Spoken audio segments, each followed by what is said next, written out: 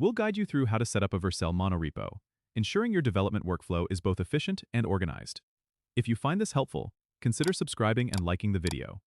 First, go to your Vercel dashboard and sign in with your account. Once you're in, click on the New Project button.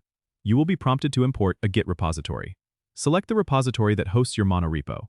After selecting your repository, Vercel will scan your project and automatically detect the frameworks and settings for each individual package within your monorepo.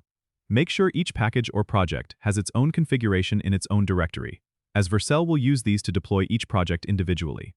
When the configurations are set, you can specify which folders contain the projects you want to deploy. Go to the Vercel settings for your project and enter the paths for each project under the root directory setting. This tells Vercel where each project begins. If you're using a tool like Yarn Workspaces or Lerna, ensure those are configured properly in your repository, as Vercel will need to understand dependencies and scripts. After configuring your projects, you can choose to set environment variables for each project if needed. Next, hit the Deploy button, and Vercel will start building and deploying each project within your monorepo. You can monitor the build progress in real time from the Vercel dashboard. Once the deployment is complete, you'll have a live URL for each project within your monorepo, allowing you to access and share them easily. That's it.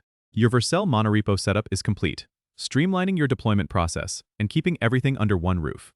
Don't forget to subscribe and comment if this helped you out.